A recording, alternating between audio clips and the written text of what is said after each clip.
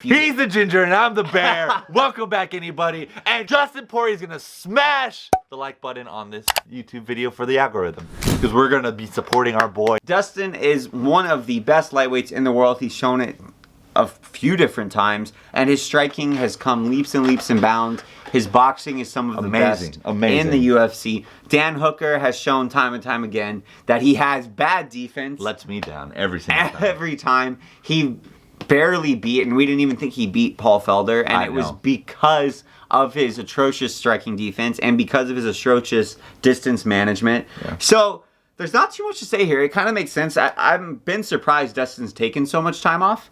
Yeah, me too. To be honest, which it could be good. To be fair, I think that like he didn't have a choice. Like he didn't have a dance partner right now. And it's even strange because I feel like this is. I think it speaks a lot to where his mentality's at, because I don't really think Hooker even deserves a shot. At DP, and it's interesting that he is willing to fight down this far. And I'm sort of curious what his mentality is, because he didn't really have many glimpses of hope in the Khabib fight. No.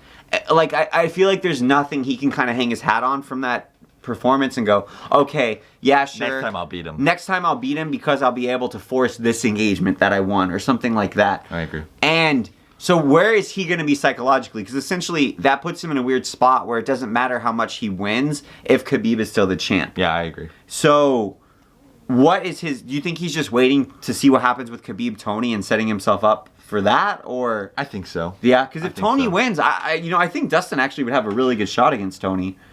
I agree. To be honest, I think that like I said before, like he didn't have the dance partner. Yeah. He's probably just like hanging out on the sidelines. But to be fair, I think that Dustin Poirier had one little like shine in the Khabib fight, which is when he actually started landing those combos, but he stopped landing them as Khabib was going back, and he just needed to chase Khabib, which is easier said than done. And that was like round 3 too, wasn't it? Yeah, it was. That's the problem too. Right? It's like you got to get past Khabib's round 1 and round 2, still having a gas tank and the morale in order to put the pressure on him in round 3. I agree. And that's why we need an absolute insane person to see what's going to happen in Tony Ferguson versus Khabib. But this is Dan Hooker, Dustin Poirier. Absolutely. I think this is going to be a good victory for Dustin, unless there's been something crazy where he's totally crushed by the Khabib loss and he's not the same fighter anymore. Yeah. Which I don't think he absorbed that much damage in that fight. No, he didn't. And honestly, he seemed to be in a really good headspace since then.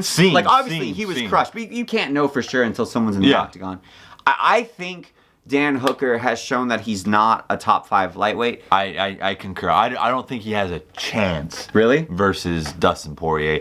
If Dustin Poirier shows up like he's been showing up. And it'll be interesting as well, because I think Dustin has been coming leaps and bounds and starting to actually be an innovator for defensive striking defense in MMA.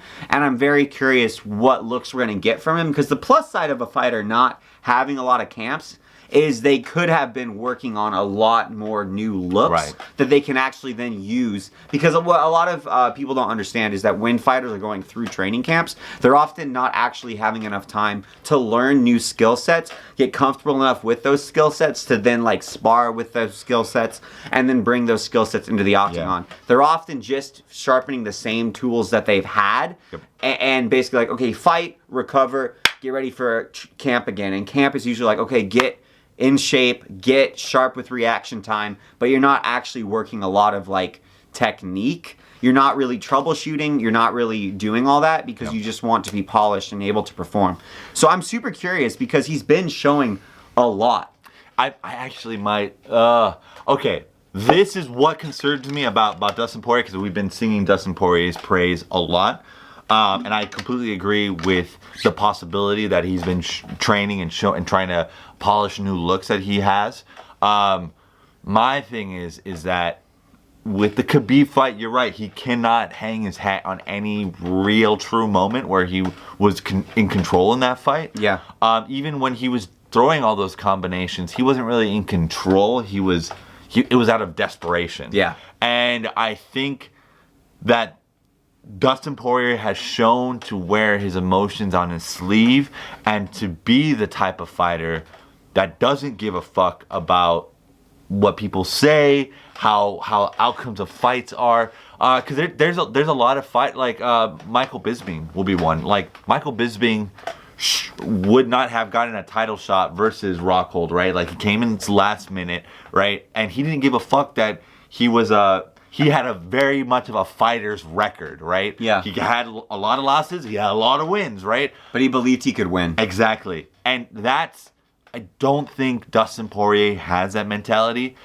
And it will be interesting to see Dan Hooker, who I believe is hungry. He just broke into the division right now, and he is hungry to have success, to have that drive, right? Dustin Poirier is at the top already, and I'm curious if there will actually be an upset victory. Yeah, because what's DP's motivation? Is he Right. working to be the champ? Is he trying to get the McGregor fight? Like, that's the big question mark, because there's not really a clear trajectory for him to the there belt.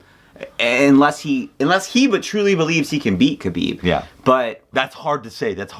we can't know because we're not talking to Dustin, and he hasn't done very many interviews either. Nope. That being said, though, guys, chime off in the comments down below. Do you think this fight's going to get made? Because it's in talks. I think it's for sure going to be made. It makes, like, I hope Dustin so. doesn't have another fight, and I think it's karma for Paul Felder, so I am very excited for it. That being said, Ginger. And the Bear. And we out. Peace.